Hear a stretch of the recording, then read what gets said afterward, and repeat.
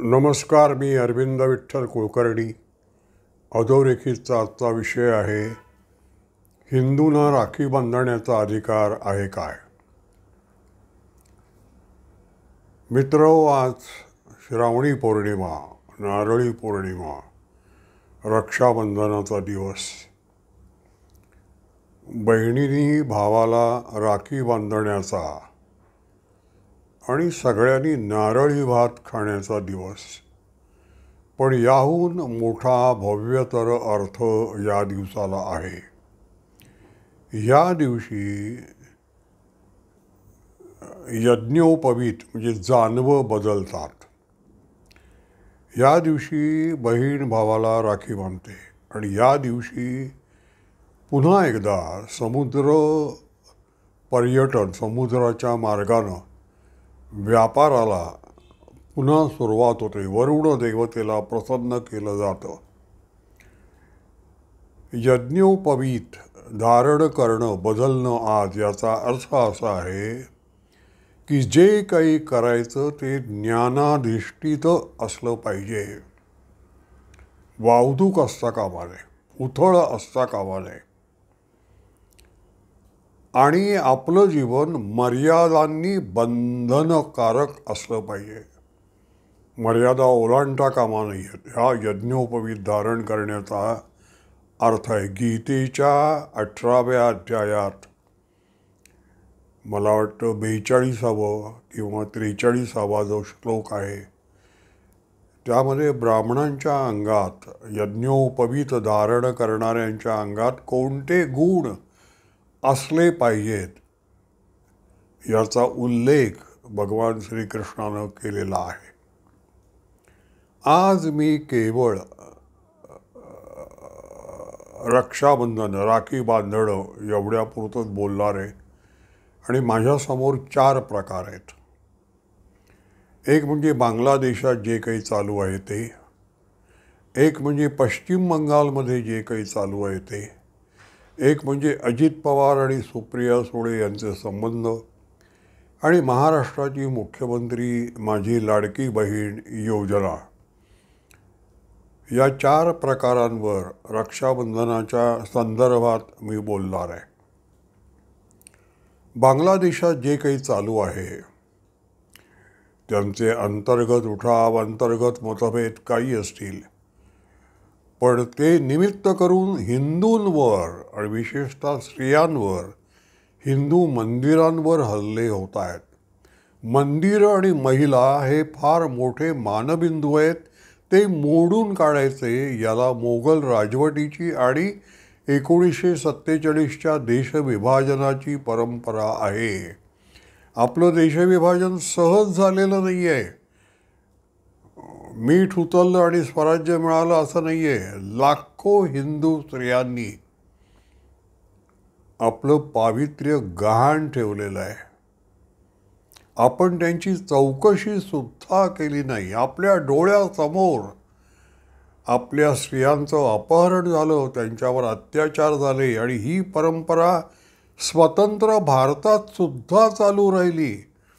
काश्मीरमध्ये, काश्मीर खोऱ्यात हिंदू स्त्रियांची मासिक पाळी वयाच्या 30व्या वर्षी बंद होते असं मराठी वर्तमानपत्रापुरतं तरी 1996-97च्या सुमारास मी प्रथम शोधून काढलं आणि मग पुढची काही वर्ष तो प्रचार केला आणि ते सत्य आहे. आतंकवादाच्या भीतीनं मनावर एवढं दडपण आहे की हिंदू स्त्रियांचा निर्वंश होतो आहे आणि आपण काही पंतप्रधानांनी, राष्ट्रपतींनी, त्यावेळेला इंद्रकुमार गुजराल पंतप्रधान होते, नारायणन राष्ट्र, आपण काहीही आपल्या स्त्रियांची चौकशी पाकिस्तानमध्ये ज्या लोटल्या गेल्या त्या आणि काश्मीरमध्ये ज्यांना विस्थापित व्हावं लागलं त्या आपल्या महिलांची चौकशीसुद्धा आपण केली नाही. म्हणून आज आपल्याला ही अवस्था आहे.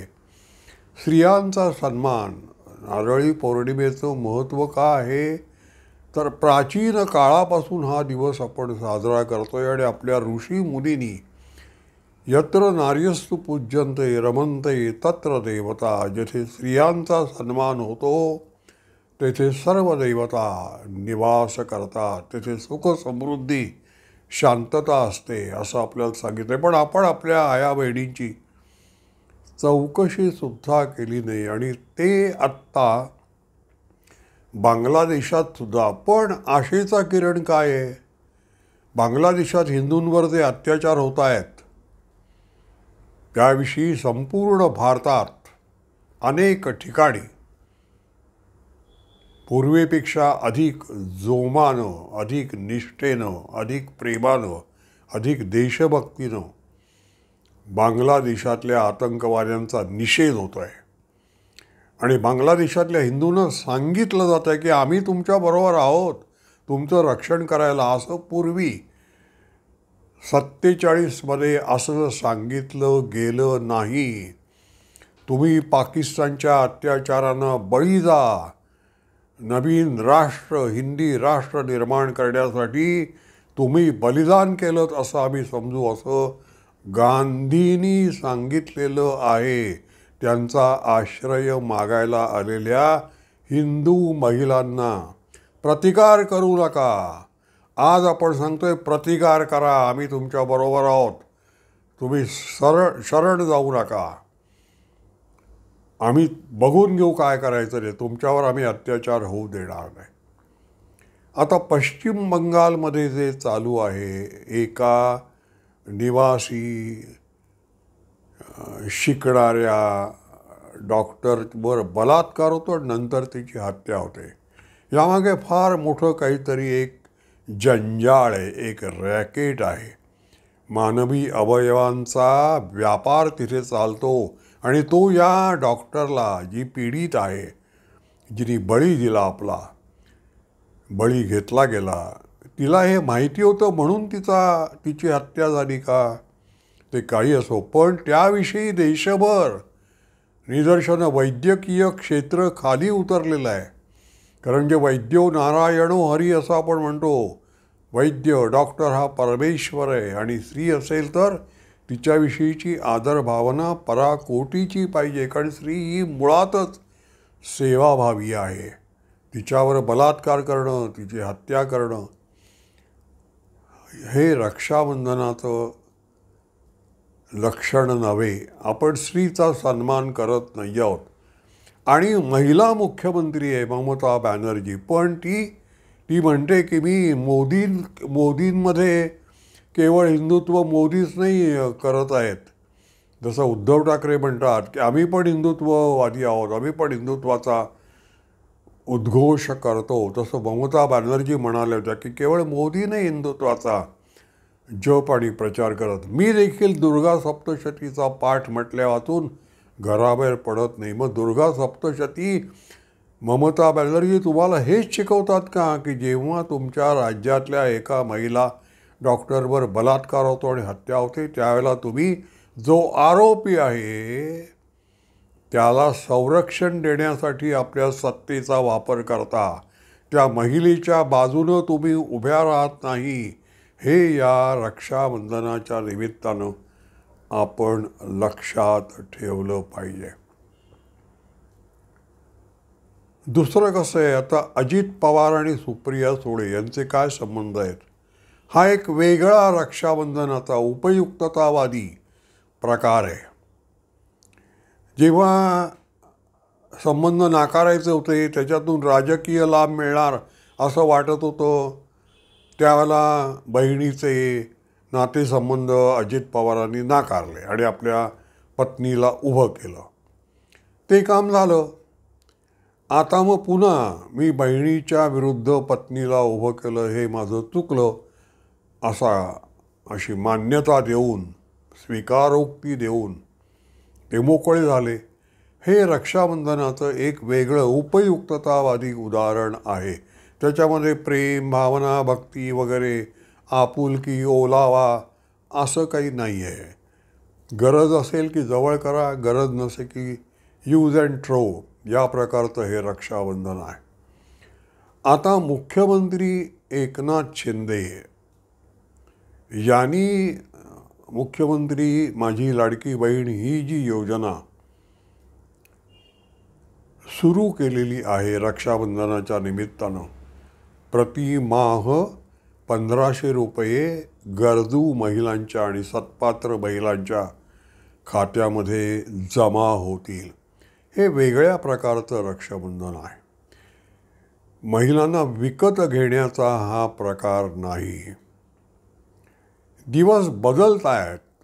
आत्तापर्यंतच्या गेल्या 70 वर्षात या देशात महिलांचा सन्मान झाला नाही.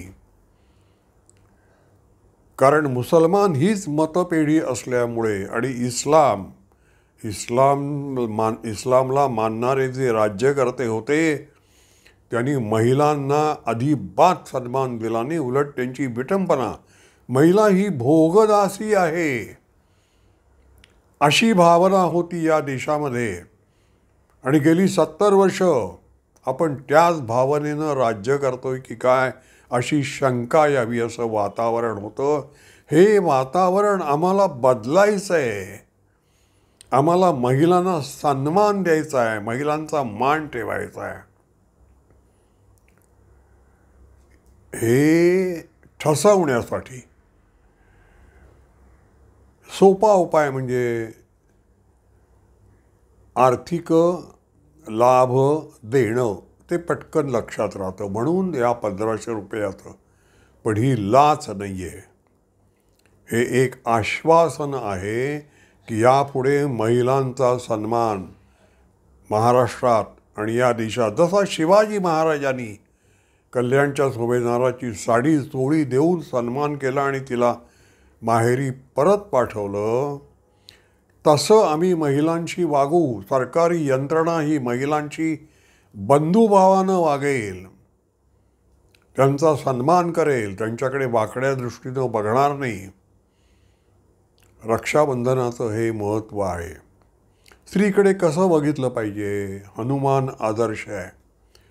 आता शैक्षणिक धोरण बदलतंय, त्या दृष्टीनं हनुमान आणि स्त्रीकडे बघण्याची दृष्टी हे प्रकरण त्या नव्या पाठ्यपुस्तकात घातलं पाहिजे. सीतेला शोधण्याचं काम प्रभू रामचंद्रानं हनुमानाला दिल्यानंतर हनुमानानं सूक्ष्म रूप धारण केलं आणि तो रावणाच्या राज्यात श्रीलंकेत गेला आणि सगळे महिले शोधायला लागला.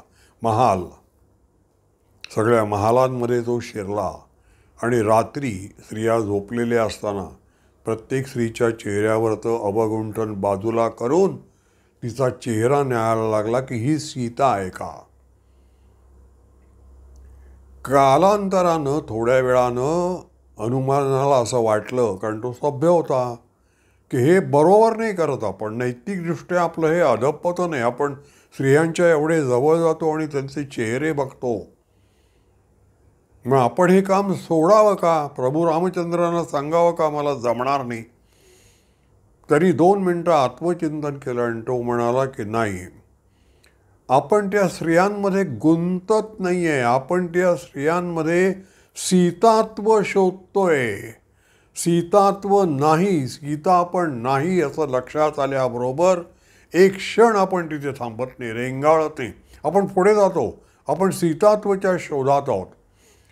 तसं प्रत्येक हिंदू तरुणानं स्त्रीकडे बघताना तिच्यात सीतात्व शोधलं पाहिजे. हा संदेश आहे. माझी मुलं 10वी पास झाल्यानंतर, 12वी पास झाल्यानंतर महाविद्यालयीन जीवनाला त्यांनी सुरुवात केली. तेव्हा मी त्यांना जवळ बोलावून असं सांगितलं की आजपासून तुम्ही आपल्या वास्तूच्या खाली रस्त्यावर उतरलात की त्या रस्त्यावर असणाऱ्या सर्व तरुणींना असं वाटलं पाहिजे की आता आपण निर्धास्तपणे या रस्त्यावरून चालू शकतो. कर्णा कुलकर्ण्यांचा मुलगा रस्त्यावर आहे, आपल्याला भीती नाही, तो आपलं संरक्षण करेल, एवढं बलसामर्थ्य तुम्ही मिळवलं पाहिजे. आणि एवढा निर्धार, करारीपणा, धाडस, धैर्य तुमच्या अंगात असलं पाहिजे. हीच दृष्टी रक्षाबंधन तुम्हाला देतं. रक्षाबंधन पाळण्याचा, राखी बांधून घेण्याचा अर्थ असा आहे. आणि रक्षाबंधनाच्या दिवशी एक तुमच्या लक्षात आलं असेल की तुमची बहीण तुम्हाला राखी बांधते आणि कपाळावर कुंकुम तिलक लावते. तो कुंकुम तिलक म्हणजे तिसरा डोळा आहे शंकराचा. ती नवी दृष्टी आहे. त्या दृष्टिकोनातून तुम्ही स्त्रीकडे पहा. ती एक पवित्र वास्तू आहे, ती तेजस्वी वस्तू आहे असं समजून स्त्रीकडे पहा. शंकरानं तिसरा डोळा उगारून मदनाला जाळलं होतं, कामविकार जाळून टाकले होते. तसं हे कुंकू त्याचं प्रतीक आहे की तुमच्या मनात वाईट विचार स्त्रीविषयी येणार नाही त्याची आठवण करून देणारा तो कुंकुम तिलक आहे. आपल्याकडे प्रत्येक प्रतीकाला आणि प्रत्येक संकेताला एक गूढ आणि अत्यंत पवित्र असा, चांगला असा, विधायक असा अर्थ आहे. तो आपण लक्षात घेतला पाहिजे आणि मग आपण हे सण साजरे करतो. ते का करतो? हे प्राचीन काळापासून चालत आलेली आपली ही संपत्ती आहे. ती आपल्याला पुढच्या पिढ्यांच्या हातात द्यायची आहे. तात्पर्य हे की महिलांचे मानबिंदू आपण त्यांचं रक्षण केलं नाही पाळणीच्या वेळेला आणि नंतरच्या काळातसुद्धा. पण आता परिस्थिती पालटते. आता तरुण पुढे येत आहेत, महिला पुढे येत आहेत आणि आम्ही अत्याचार सहन करणार नाही. महिलांचा मान या देशात राखला जाईल असं उच्च रवानं सांगण्यासाठी लोक रस्त्यावर उतरत आहेत. हे अतिशय चांगलं लक्षण आहे. यालाच अच्छे दिन आले असं म्हणतात. माझा व्हिडिओ आपल्याला आवडला असेल तर लाईक करा, शेअर करा आणि सबस्क्राईब करा. धन्यवाद.